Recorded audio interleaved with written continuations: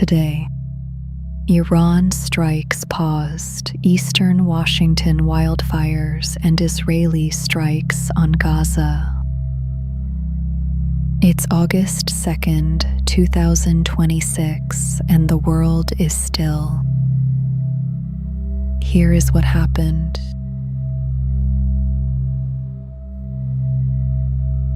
The President of the United States announced late Saturday that he is pausing planned strikes on Iran.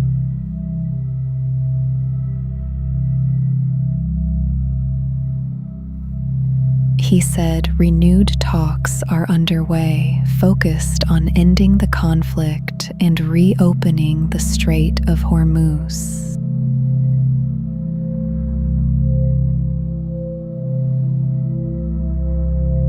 The announcement follows a 5-month pattern. Strikes are called off, then resume within days or hours.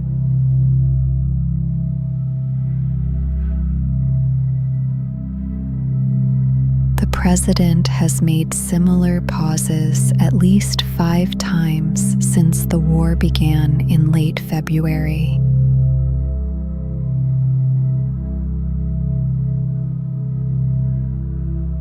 Each time a ceasefire or halt was announced, and each time fighting resumed before any final agreement was reached.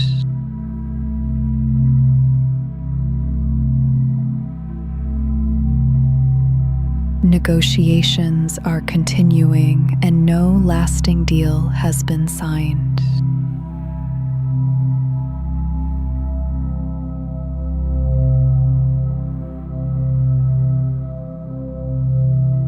Wildfires are burning in eastern Washington state.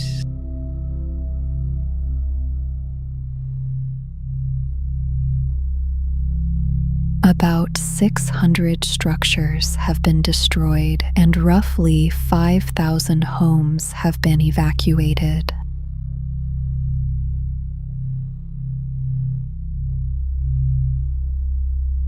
No deaths have been reported in the Spokane area.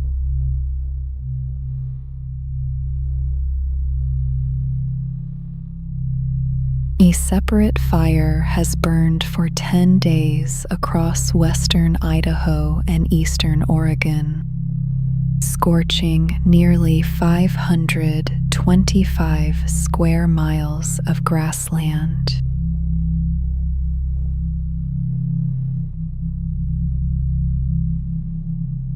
That fire is threatening more than 600 homes and 800 other buildings. Officials say lightning started it.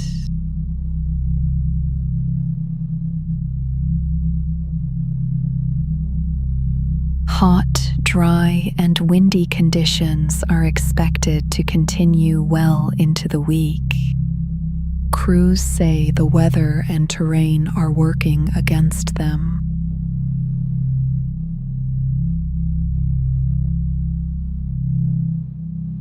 The Washington governor declared a state of emergency and air quality warnings are in place across much of the Pacific Northwest.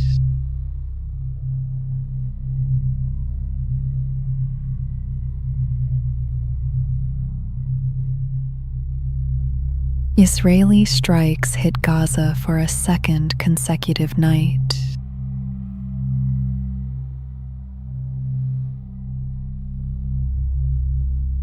At least 13 people died, including several children, according to Palestinian officials.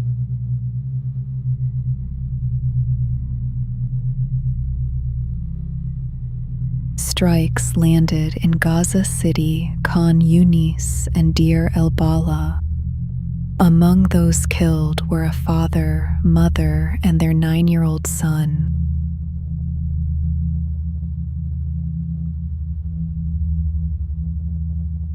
The Israeli military said it was targeting militants and confirmed 2 Hamas commanders were killed.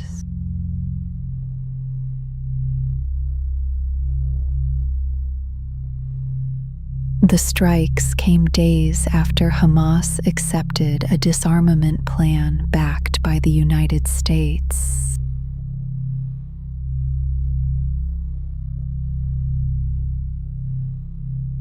Under that plan, Hamas would hand its weapons to an international oversight body.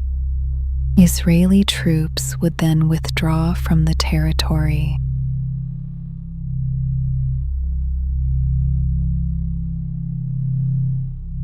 Israel's energy minister said on Sunday that no deal had been reached to halt the attacks and called for full Israeli control of Gaza if Hamas did not disarm.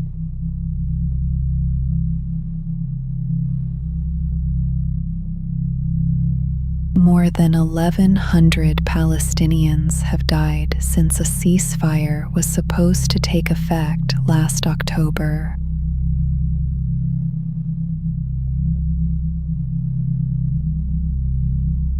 How the disarmament would work in practice remains unclear. The roadmap has not yet been implemented.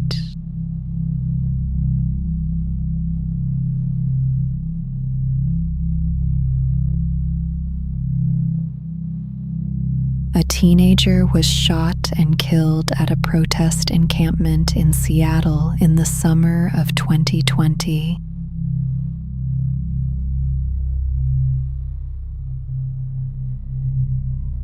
Antonio Mays Jr.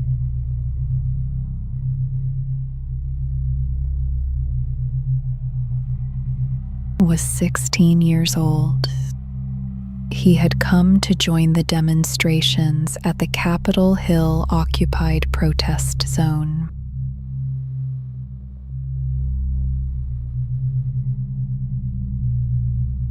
Armed protesters guarding the camp opened fire on a white Jeep, killing him and wounding another teenager inside.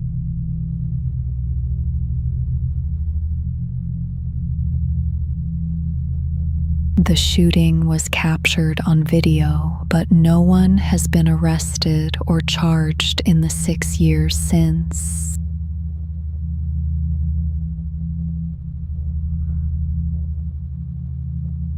A joint investigation by 3 news organizations reviewed more than a dozen videos and found the events unfolded differently than the account that spread at the time.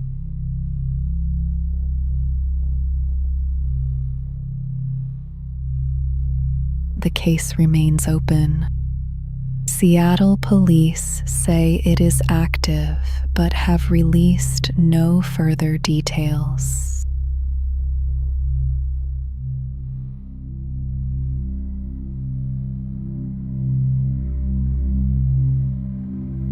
Thousands of migrants crossed into Ceuta, a small Spanish territory in North Africa, earlier this week.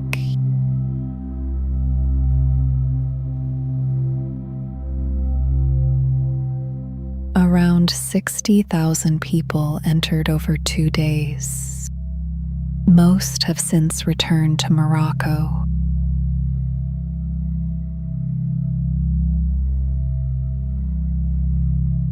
At least 72 people died, including some who drowned and others killed in a stampede at a coastal barrier.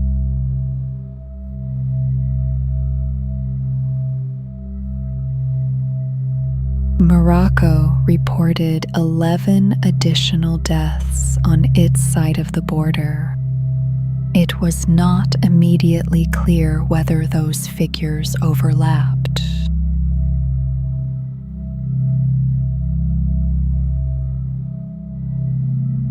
Spanish authorities continued searching the waters near the crossing point, and shops in the city reopened over the weekend.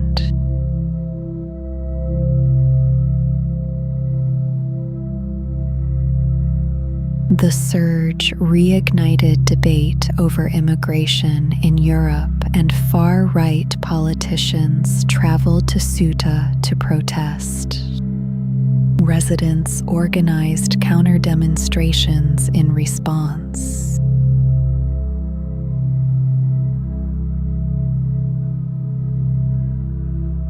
Moroccan authorities said they were opening an investigation into the events.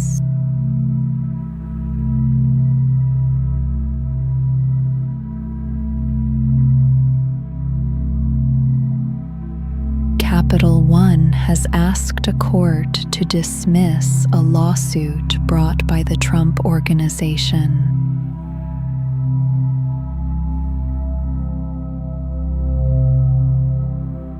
The dispute concerns roughly 385 accounts that were closed in mid-2021 after more than a decade with the bank.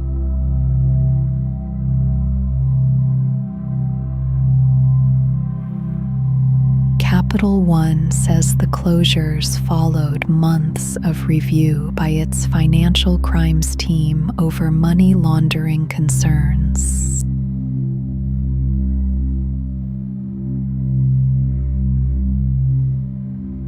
The Trump Organization says the bank was cutting ties for political reasons after the January 6th Capitol riot, not for financial ones.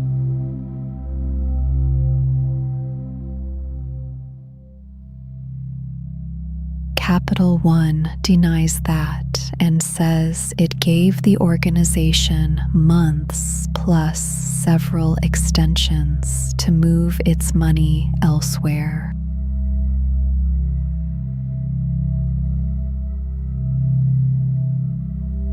A federal judge had already dismissed an earlier version of the lawsuit in March.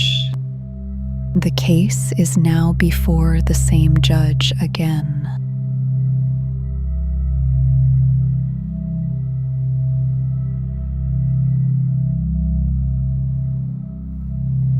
Volunteers are rebuilding a Catholic monastery in southern Lebanon.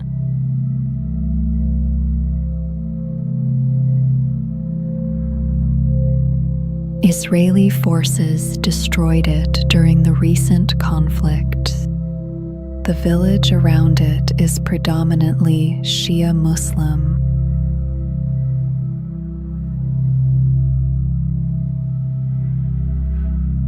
Residents have begun returning home to find much of it in ruins.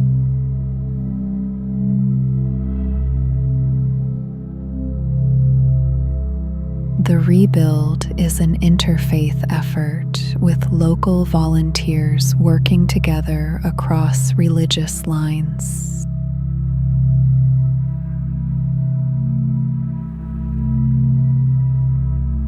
More reconstruction is expected as the area continues to recover.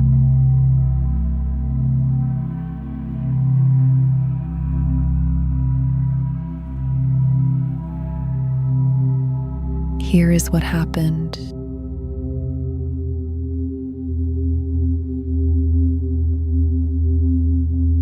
The world is still.